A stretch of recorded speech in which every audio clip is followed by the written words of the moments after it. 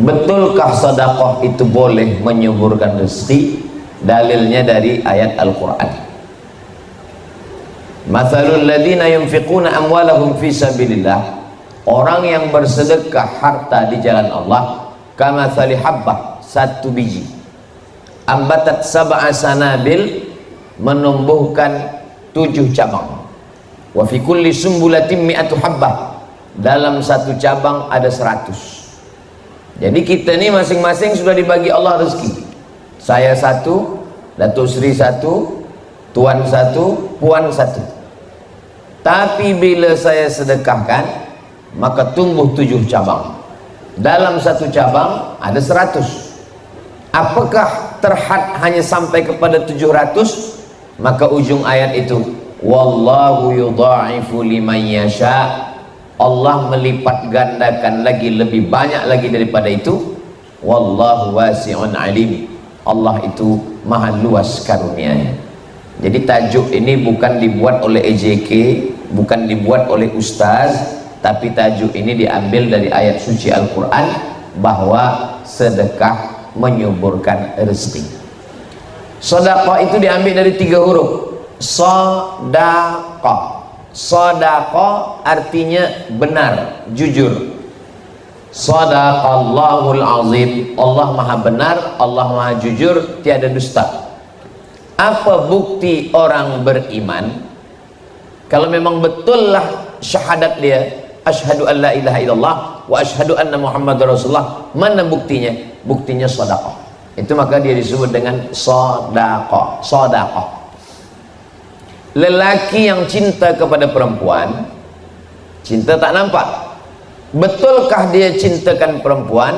Maka bukti daripada cintanya itu sedekah, tapi pakai alif. Sedekah. Kalau sedekah tak ada alif, sedekah. Tapi kalau sedekah, sad dal alif qaf, sedekah artinya mahar nikah. Apa bukti lelaki itu betul cintanya? Maka dia bawa mahar. Lelaki yang cintanya betul, dia bukan cuma berani membawa mawar, tapi berani membawa mahar. Lalu kemudian sedekah itu juga bermakna tidak hanya benda. Ada digunakan infak, ada dipakai kata zakat, ada dipakai kata hibah, ada dipakai kata sedekah. Jadi tentang masalah ibadah harta ini ada 7. Pertama, zakat, wakaf, infak, sedekah, wasiat, hibah, ghanimah. Tapi yang amnya disebut sedekah. Ketika Allah bercerita tentang zakat, bunyinya tetap sedekah.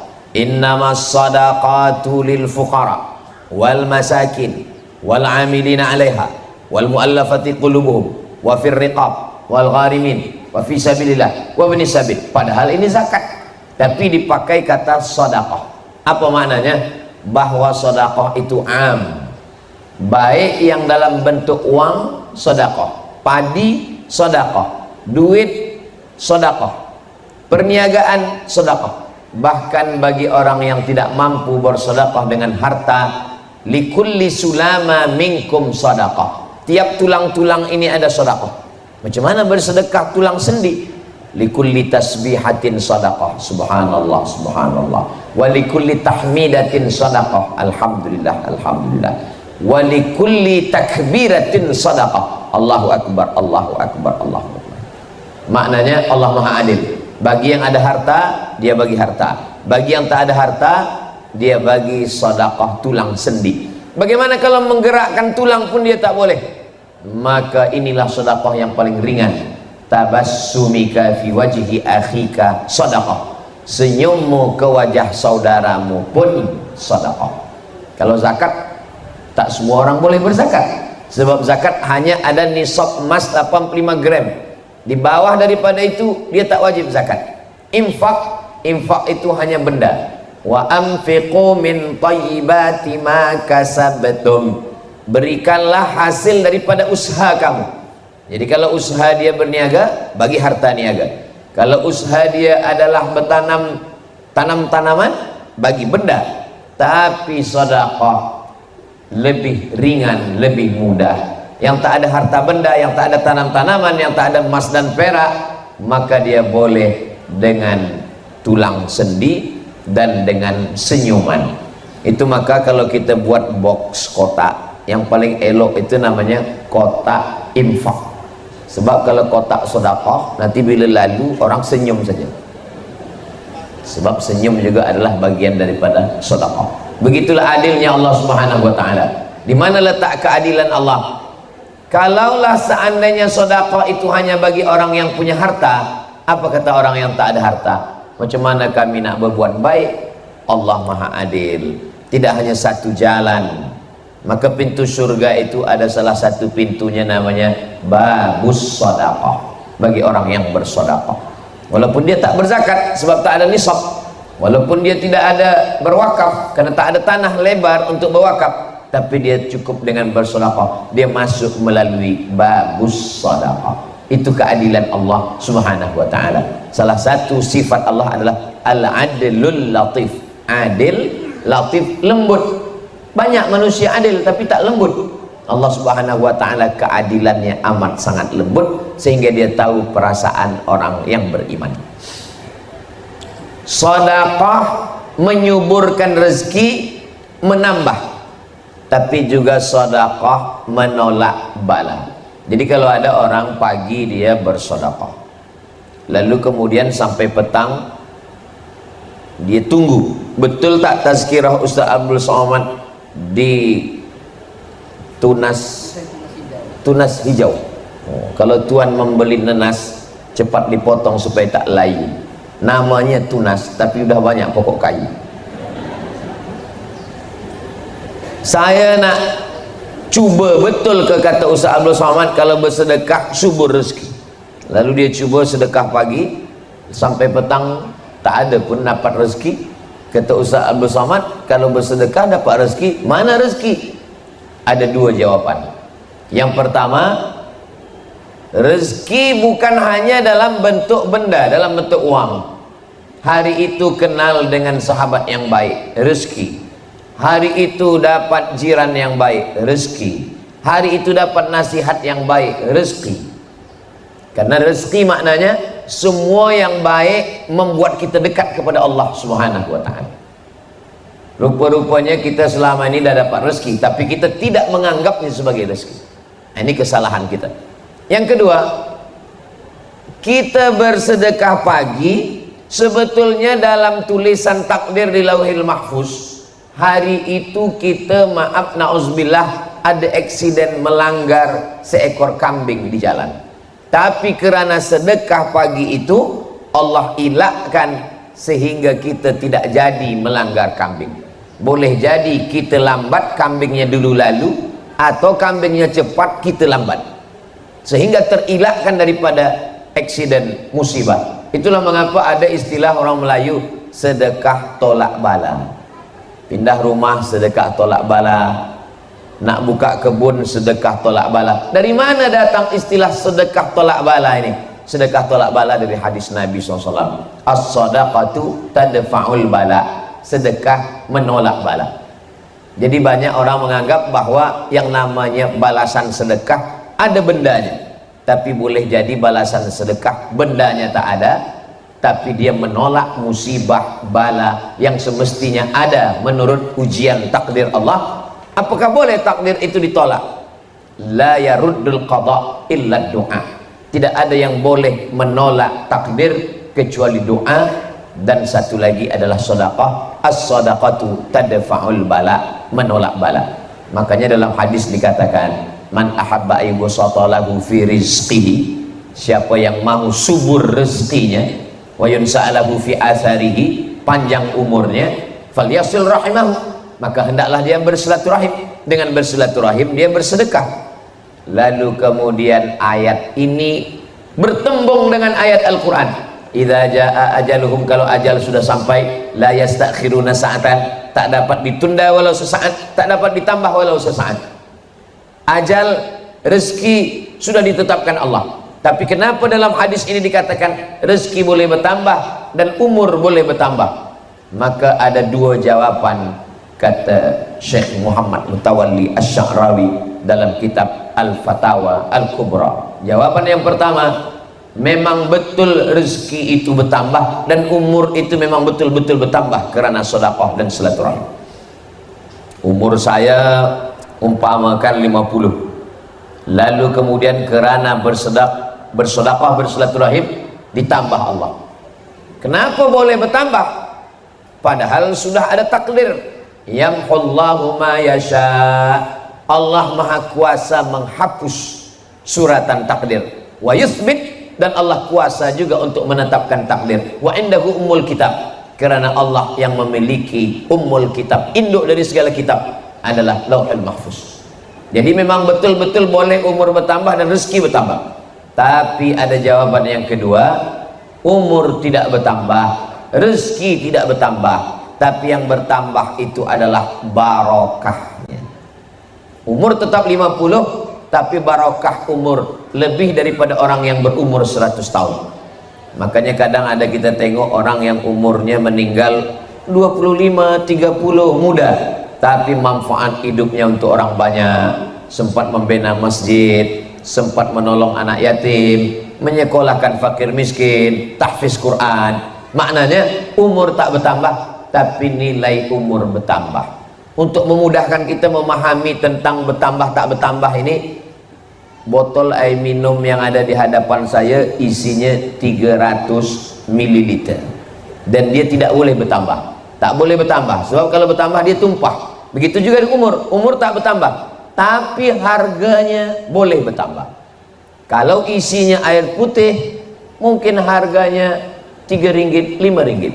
Tapi kalau isinya madu, maka harganya boleh menjadi 100 ringgit. Kalau isinya air zam-zam, berangkat haji dan umrah dulu baru dapat air zam-zam.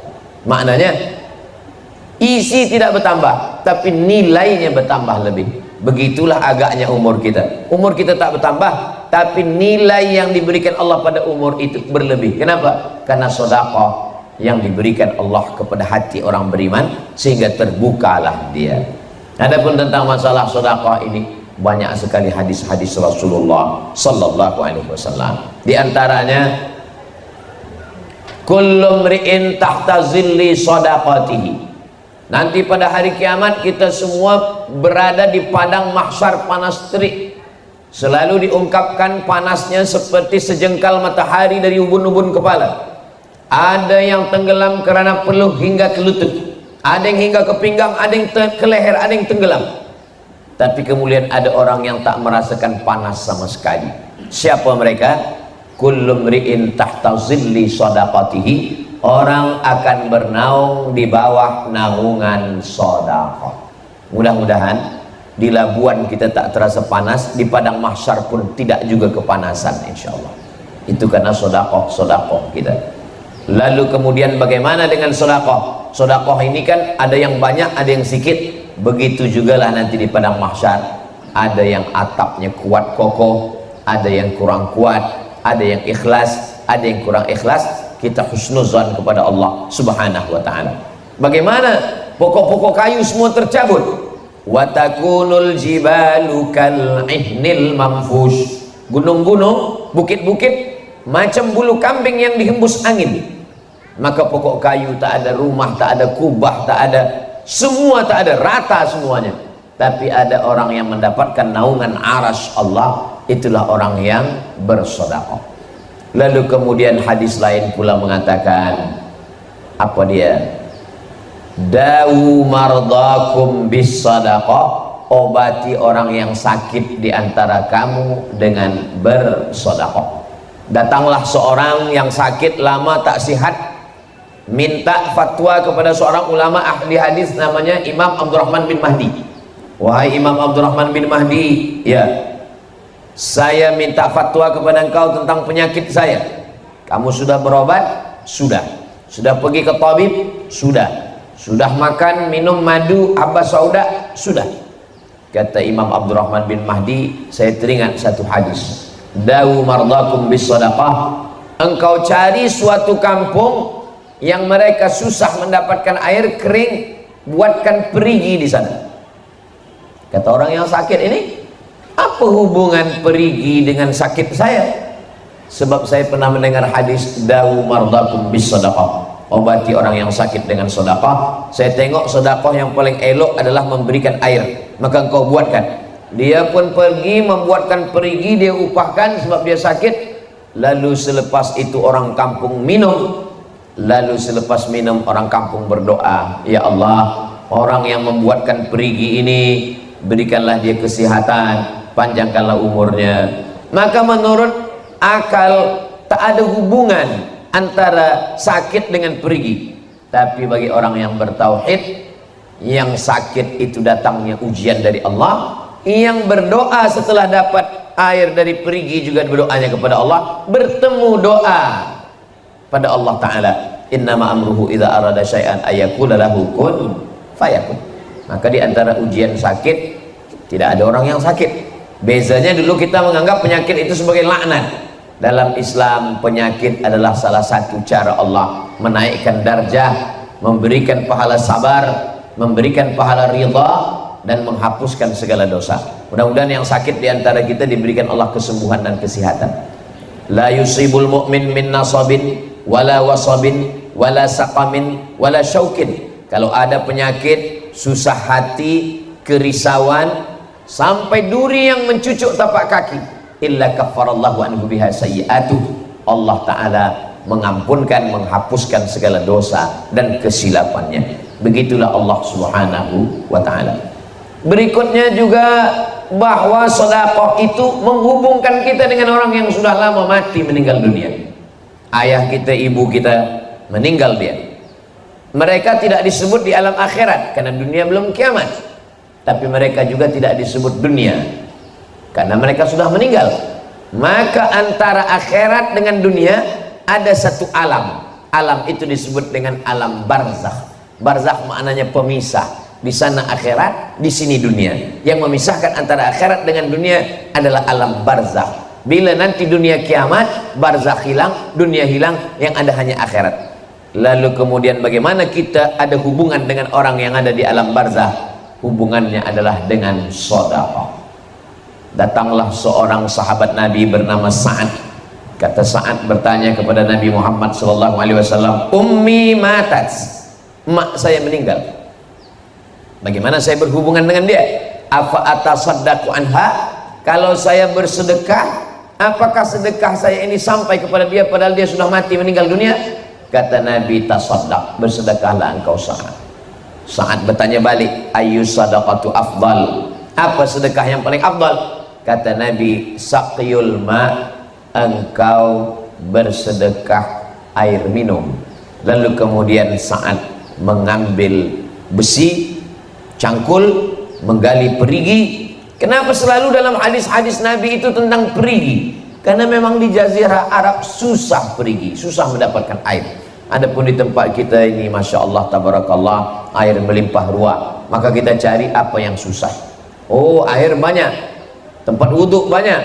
Yang susah itu adalah tempat sholat. Akhirnya dibuatkanlah surau Ummi Khadijah.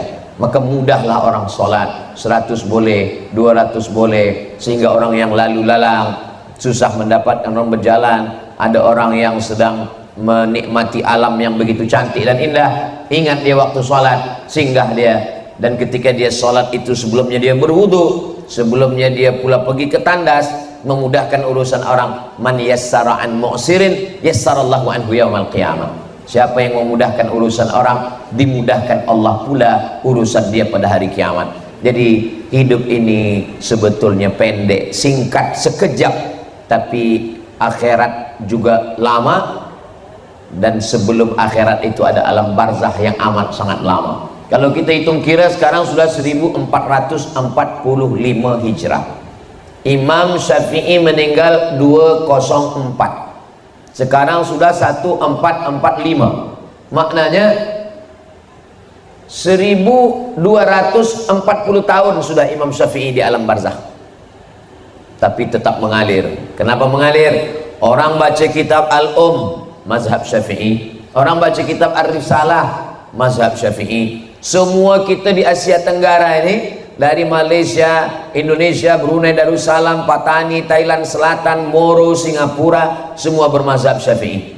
Oh, dia imam, dia hafaz Quran, dia ulama, dia punya banyak murid. Bagaimana dengan kita?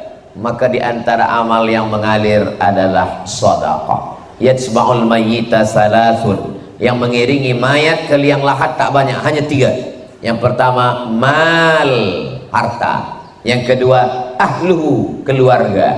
Yang ketiga adalah wa amali. Kata Nabi yarji'usnani, yang 2 ni balik ke rumah. Harta balik ke rumah, kereta balik ke rumah, selimut balik ke rumah. Dan yang kedua juga balik ke rumah. Anak, menantu, kawan, sahabat, semua balik ke rumah. Wa yabqa wahidun, yang tinggal hanya 1, itulah dia sedekah. Itulah mengapa orang dalam Islam disuruh mencari harta. Kenapa kita cari harta? Bukankah harta ini melalaikan kita daripada Allah? Mencari harta ini hanya membuat kita lupa berzikir. Dalam Islam mencari harta adalah untuk bekal selepas kita mati. Man bana masjidan, siapa yang membina masjid, banallah mithlahu baitan fil jannah, dibenakan Allah untuknya satu tempat dalam surga. Siapa yang membina masjid, orang sholat di masjid, mengalir pahalanya. Itu kan masjid, Ustaz. Bagaimana dengan surau? Kalau ada sholat 5 waktu, subuh, zuhur, asar, maghrib, isya, itu namanya masjid. Tapi kalau ada sholat Jumatnya, namanya masjid jami'. Itulah mengapa ada disebut, ada istilah jami' dan ada yang tak jami'. Jami' maknanya ada sholat Jumat. Sedangkan masjid tak ada jami', hanya masjid tempat sholat 5 waktu, tak ada Jumat. Jami' itu diambil dari kata jama'ah. Jum'ah, jami' berkumpul pada hari Jumat. Lalu bagaimana dengan surau? Surau ini sebenarnya masjid. Surau adalah bahasa kita, bahasa Melayu. Sehingga kalau kita masuk ke dalam surau, kita tetap niat iktikaf. Dan kalau masuk ke dalam surau, kita tetap sholat sunat tahiyatul masjid. Usolli sunnatan tahiyatul masjid, bukan tahiyatul surau. Karena dia tetap adalah hukum dia, hukum masjid. Karena ada sholat 5 waktu. Dan kalau sampai sudah diwakafkan, diambil balik, al-aidu ila hibatihi, orang yang mengambil balik hibahnya, kal kalbil ladzi ya'udu ila qaihi, seperti seekor anjing yang menjilat muntahnya kembali, menjijikkan, kotor, najis. Begitulah Allah SWT memberikan ancaman yang amat sangat hebat tentang masalah surau. Biasa kalau di Sumatera, kampung halaman saya di Minangkabau, itu dipakai istilah surau. Sedangkan kalau di Jawa dipakai istilah langgar. Tapi itu semua adalah tempat sholat 5 waktu, subuh, zuhur, asar, maghrib, isya. Dan beberapa surau ada pula sholat Jumatnya, maka disebut dengan istilah surau Jumat, karena surau ada sholat Jumat. Tapi kesimpulan semua, bagaimana dengan musola? Musola tempat sholat di dalam rumah. Jadi Nabi SAW bertamu ke rumah seorang sahabat. Selepas makan, Nabi tanya, di mana engkau ingin saya sholat? Lalu kemudian kata sahabat sahibul bait, engkau sholat di sini ya Rasulullah. Nabi pun sholatlah di sudut rumah dia. Tempat Nabi sujud itu mereka pakai juga untuk sujud, mengambil barakah bekas kening Nabi. Maka itulah ada istilah musalla al-bait, tempat sholat dalam rumah, tapi bukan untuk berjamaah, untuk sholat tahajud, untuk sholat duha. Adapun sholat subuh, zuhur, asar, maghrib, isya tetap di masjid. Tapi saya punya ibu, punya ayah di rumah, saya ingin mereka tak boleh ke masjid karena satu dan lain hal. Kita tetap lelaki sholat ke surau, ke masjid. Selepas kita sholat cepat kita balik, kita menjadi imam, mengimami mereka. Bolehkah sholat 2 kali? Ya. Sholat yang pertama itu fardu, sedangkan sholat yang kedua itu fadilah, mencari keutamaan, dan dia termasuk dalam golongan sunnah. Amat sangat baik untuk kita melaksanakan ini. Lelaki yang soleh sholatnya tetap di masjid, sedangkan lelaki yang sholat di rumah itu namanya lelaki solihah. Jadi kita ini, itulah beza lelaki dengan perempuan. Adapun perempuan sholat ke surau, sholat ke masjid, maka itu hukumnya mubah, boleh. Itulah kenapa dalam Masjid Nabawi ada namanya babun nisa. Bila kita menghadap ke arah kiblat, sebelah kanan ada babus salam, lalu kemudian sebelah kiri ada babul baqi, karena dia pintu mengarah ke baqi. Selepas babul baqi, babu Jibril, karena itu adalah pintu dulu kedatangan malaikat Jibril. Dan yang ketiga adalah babun nisa, karena itu tempat nisa masuk ke dalam sholat. Babun nisa ini bukan pintu yang baru, babun nisa pintu yang lama. Dulu pada masa Sayyidina Umar bin Khattab, bila ada seorang perempuan masuk melalui babun nisa dan ada lelaki yang masuk dari pintu yang sama, dia akan dihukum sebat, dicambuk. Kenapa? Karena tidak boleh bercampur pintu masuk antara lelaki dan perempuan. Jadi tentang ini adalah pintu yang baik. Tidak mungkin pintunya ada, orangnya tak ada. Nah, ini menunjukkan bahwa perempuan sholat ke masjid dengan menjaga adab-adab, membawa anak, mendengarkan tazkirah, ada pembacaan surah Yasin, ada pembacaan tahtim tahlil, ada semua pelajaran yang boleh diambil daripada tuan guru, maka amat sangat baik, mengalirlah pahala amal jariah sampai hari kiamat. La yuhabu, tidak boleh dihibahkan, wala yurasu, tidak boleh diwariskan, wala yuba'u, tidak boleh diperjualbelikan, tidak boleh diambil keuntungan. Itulah bezanya dengan tanah kita yang ketika kita mati akan diambil oleh ahli waris. Ada seorang ulama melawat orang sakit. Di tepi orang sakit ini dinyalakan lilin, gelap malam, hidupkan lilin. Lalu kemudian orang yang sakit itu menghembuskan napas terakhir, meninggal dunia. Innalillahi wa inna ilaihi raji'un. Ulama yang ada di samping, begitu dia tengok sudah sakratul maut, nazak, mati, meninggal, dia terus hembus lilin yang hidup. Hadirin yang hadir terkejut. Tuan guru, kenapa lilin dihembus? Mati, gelap kita satu ruangan ini. Mestinya ada orang mati, lilin makin banyak dipasang, karena orang makin banyak datang. Kata tuan guru, tadi waktu dia sakit, lilin ini halal kita pakai, karena lilin ini milik dia, dan dia tahu lilinnya hidup dipakai. Tapi selepas dia sakratul maut, meninggal, lilin ini haram kita pakai. Kenapa haram kita pakai? Karena sedetik lepas meninggal, lilin ini bukan punya dia lagi, lilin sudah berpindah kepada ahli waris, dan anak istri dia ada. Kita tak tahu mereka izin atau tidak kita pakai lilin ini untuk menerangi kita. Begitulah harta berpindah.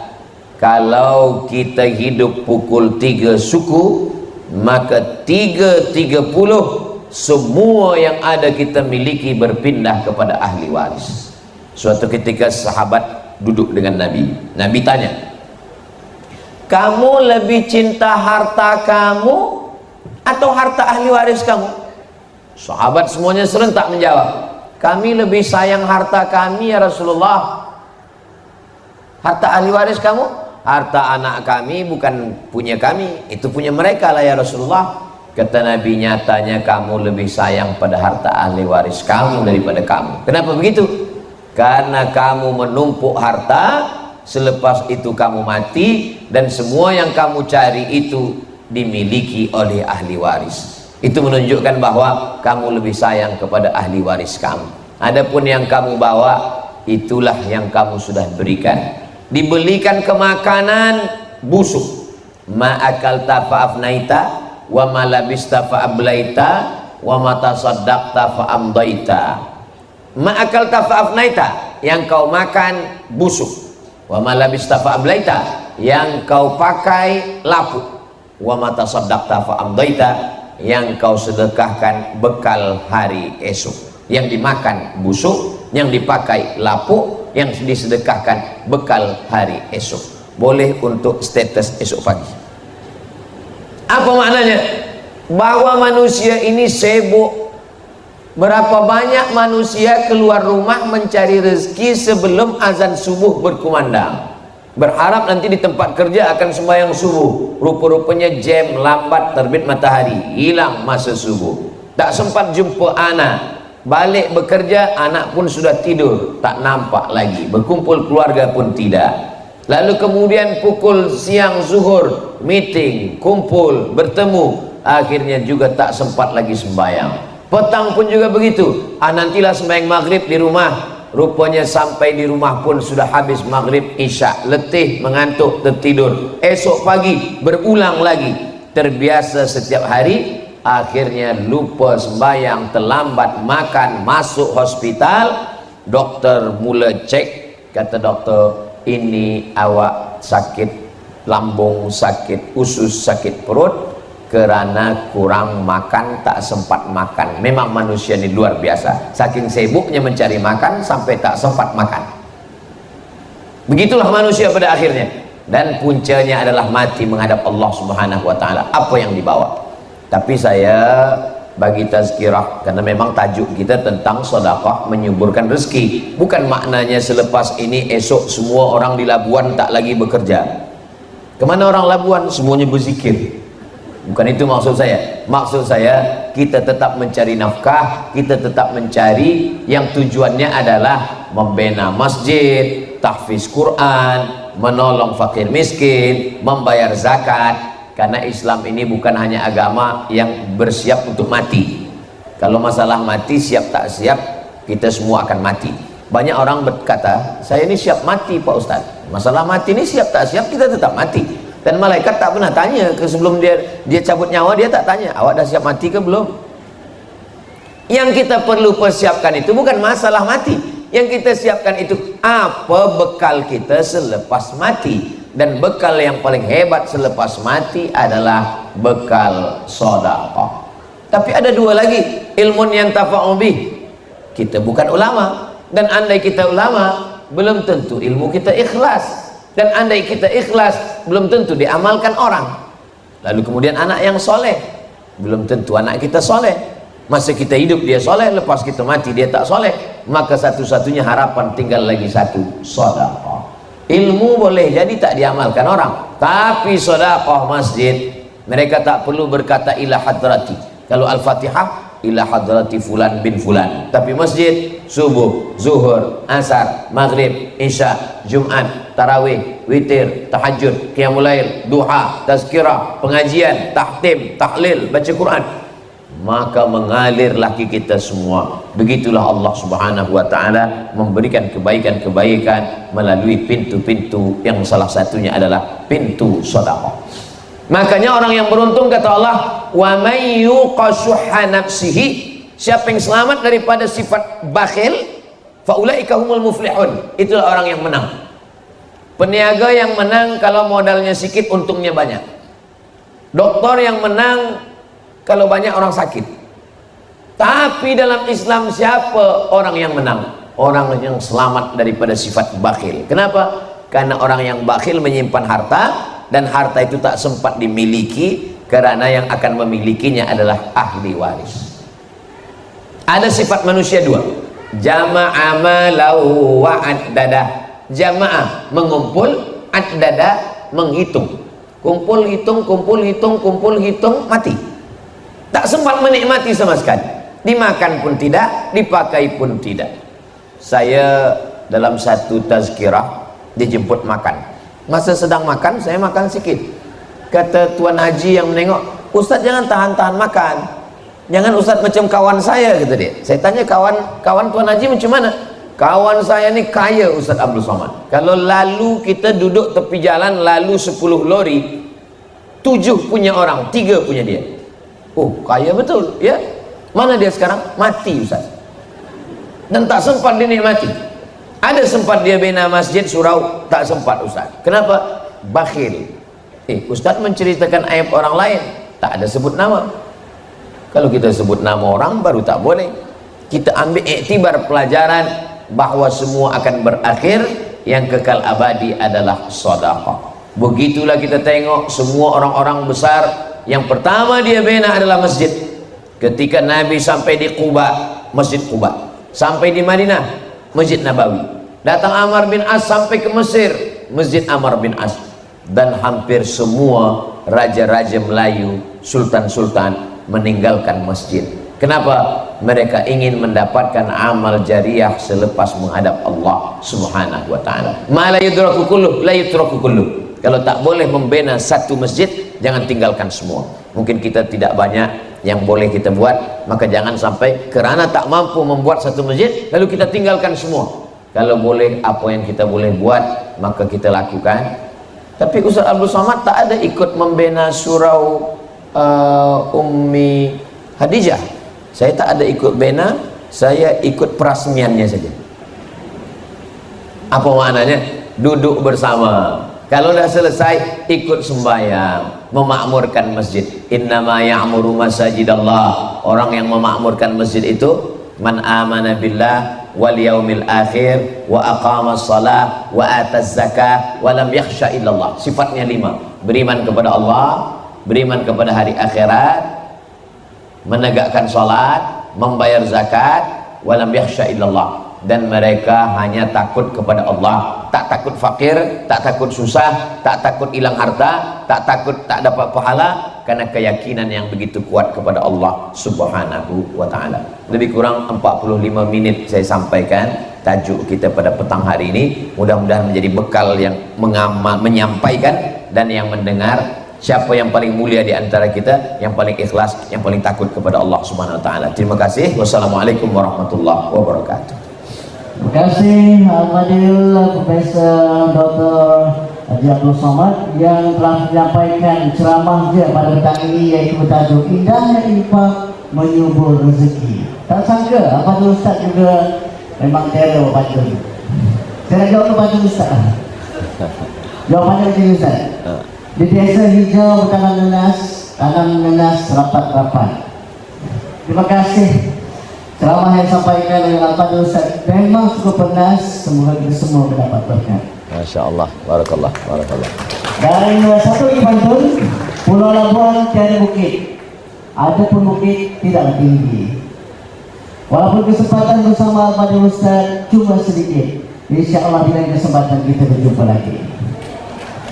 Baik, sebelum mari kita berakhir, seperti biasa kita dipikirkan dengan banyak soalan ini, tapi saya akan pilih 2 saja. Dan soalan kepada Al-Fadil Ustaz, soalan yang pertama Ustaz, siapakah orang yang diberi keutamaan untuk kita berinfak, dan apakah nasihat Ustaz kepada orang yang takut untuk berinfak Ustaz? Ada seorang bersedekah, lalu kemudian malamnya dia dibagi tahu, kamu tadi siang bersedekah. Iya. Orang yang kamu bagi sedekah itu orang kaya. Oh, dia bukan orang susah, bukan orang kaya. Kemudian dia bagi tahu ke Nabi, kata Nabi, orang yang kamu bagi kaya itu, mudah-mudahan dengan sedekahmu itu terbuka pintu hatinya untuk bersedekah pula. Jadi jangan berkecil hati kalau kita tersalah sedekah. Siangnya dia bersedekah, malamnya dia bagi tahu, kamu tahu siapa yang kamu sedekah tadi? Tidak. Yang kami bagi sedekah itu dia adalah orang yang bakhil. Kata Nabi, orang yang kamu bagi bakhil tadi, dengan sedekah engkau sihatlah dia daripada penyakit bakhil. Siangnya dia bersedekah, malamnya orang bagi tahu, kamu tahu siapa yang kamu sedekah tadi? Tidak. Mohon maaf, dia pezina. Kata Nabi, orang yang kamu bagi tadi orang pezina, dengan sedekahmu maka berhentilah dia daripada perbuatan zina. Jadi kalau sudah terlepas pernah memberi sedekah, jangan menyesal dan jangan pula diminta balik. Adapun tentang yang paling baik kita bagi sedekah adalah ahwajun nas, siapa yang paling memerlukan, itu yang kita bagi. Ada orang fakir, ada orang miskin, maka yang paling memerlukan fakir. Sebab kalau miskin dia masih ada harta tapi tak cukup, tapi kalau fakir tak ada sama sekali, maka kita bagi fakir. Ada fakir, sama-sama fakir, tapi yang satu fakir ni jiran kita, yang satu fakir ni tak jiran, kita bagi jiran. Kenapa? Karena dia ada hak jiran dekat dengan kita. Sama-sama fakir, sama-sama jiran, tapi yang satu ni ada hubungan kekerabatan, ada hubungan kekeluargaan, maka kita bagi yang ada 3: fakir, jiran, dan ada hubungan. Itu kalau, tapi kalau banyak kita bagi semuanya. Begitulah Allah Subhanahu wa taala memudahkan kita. Adapun orang yang bakhil, pelit, kita bagi tazkirah tak masuk ke telinganya, maka kita bawa dia ke hospital menengok orang sakit. Kumpulkan semua, persatuan jamaah orang-orang bakhil, bawa ke hospital, tunjukkan. Yang harta awak selama ni simpan tak nak keluar, tengok tak ada gunanya lagi. Apa lagi, makan sedap pun tak lalu, apa pun tak ada guna lagi. Nak beli apa? Sekaya-kaya orang, duit banyak, pakaian paling tebal hanya 3 lapis. Lapis dalam satu, lapis luar satu, lapis luar sekali satu. Kalau ada orang pakai baju hingga 4 lapis, itu bukan kaya, demam. Sebanyak-banyak orang makan, paling tambah 3 kali. Sekali kurang sikit, 2 kali kurang, 3 kali, lepas tu kenyang. Kalau ada orang yang sampai 4-5 kali, itu bukan lagi sihat. Apa maknanya? Kita ni terhad. Hidup ni cuma 2, makan pakai, cukup makan cukup pakai. Lebih daripada itu pakai untuk menolong agama Allah SWT. Bila dah dibawa ke rumah sakit, ke hospital, tak juga berubah, maka last sekali kita bawa menengok orang mati ke liang lahat. Tunjukkanlah kepada dia, tengok liang lahat. Adakah dibawa semuanya? Semuanya tinggal. Sekaya-kaya orang, 2 lapis, 3 lapis, 5 lapis, 7 lapis. Itu dah kaya betul. Lebih daripada itu semuanya tinggal. Orang yang berniaga kain pun tak banyak bawa kain menghadap Allah SWT. Apalagi lah kita, yang kita bawa cukup untuk menghadap Allah Subhanahu wa ta'ala. Lebih daripada itu kita tinggalkan untuk anak cucu kita. Tak juga boleh kita bagikan sedekah semua. Jangan sebab tazkirah Ustaz Abdul Somad semua dibagikan fisabilillah, tak boleh.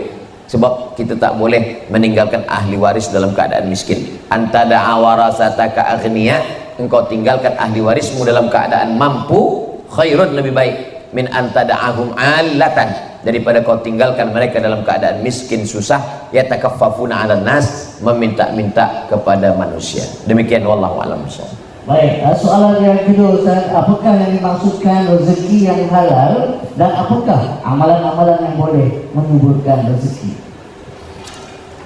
Kalau umur yang ditanya cuma satu, an umrihi fima afnah, umur kemana kau habiskan. Kalau ilmu yang ditanya cuma satu, an ilmihi fima amil, ilmu sudahkah engkau amalkan. Kalau badan yang ditanya cuma satu, an jismihi fima ablah, badan sudahkah kau pakai untuk beribadah. Tapi kalau harta soalannya 2, min ainak tasabahu, dapatnya dari mana, wa fima anfaqahu, dipakai kemana. Harta ini macam tali, pangkalnya mesti betul, ujungnya mesti betul. Ada orang pangkalnya betul, ujungnya tak betul. Berniaga, berkebun, ujungnya dipakai main judi, tak betul. Ada pula orang pangkalnya tak betul, khamar, berniaga haram, riba, tapi dia pakai pergi umrah, dia pakai sedekah. Bila ditanya, itu harta engkau haram. Ya, tapi aku dah menangis di pintu Ka'bah, dah selesai dah. Cuba kita tengok bunyi ayat, wa anfiqu, bersedekahlah, min thayyibat, yang baik-baik saja. Allah tak terima yang tak baik.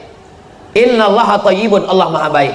La yaqbalu illa thayyiban, Allah tidak menerima kalau tidak baik. Puan sedang apa tuh? Saya sedang mencuci Ustaz.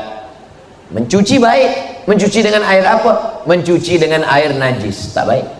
Mencuci mesti dengan air mutlak, suci dan mensucikan. Sebab air yang kotor tak boleh membersihkan. Begitulah, pangkalnya mesti betul, ujungnya mesti betul, rezeki yang halal. 1 mangkuk gulai nasi dari yang haram masuk ke dalam mulut, dikunyah, sebagian jadi air, sebagian jadi sampah, sebagian jadi darah. Darah berubah menjadi daging. Ayyuma lahmin, setiap daging di badan, nabata min haramin, tumbuh dari yang haram, fannaru aulabi, tempatnya api neraka. Kalau tempatnya api neraka, dia dibakar dulu di neraka, setelah bersih baru masuk ke dalam surga. Nanti sebelum masuk kita ada mizan, timbangan dulu, ditimbang badan. Abdul Somad, badan kamu beratnya 50 kilo, yang halal 40 saja.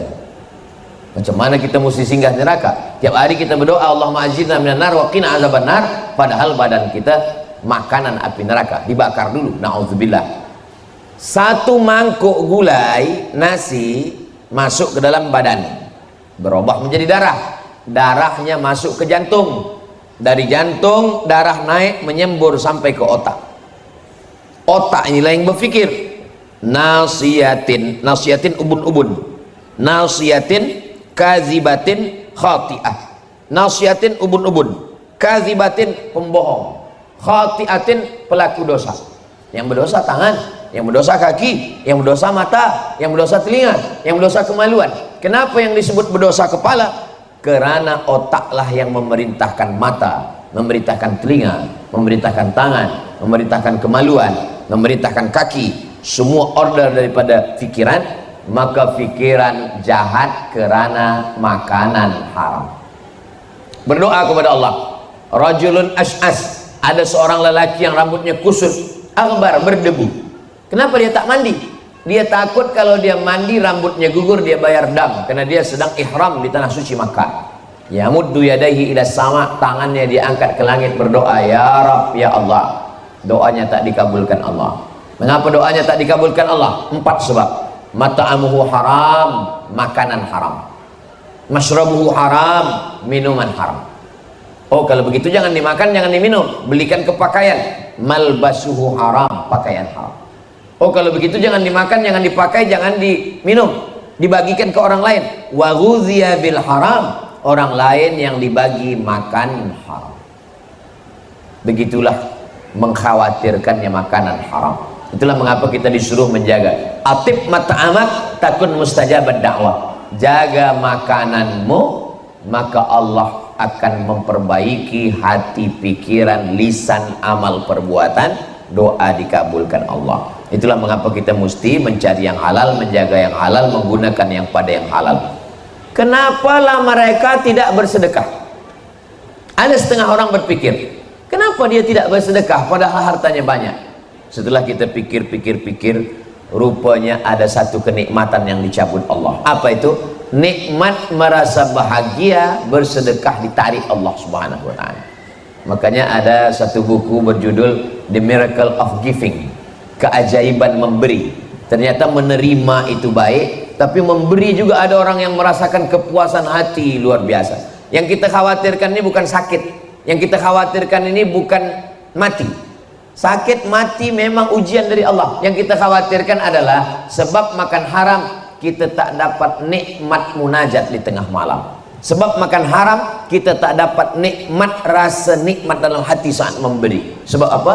Karena makan haram rusak jantung, rusak hati, rusak pikiran, rusak perasaan. Na'udzubillah. Wallahu a'lam.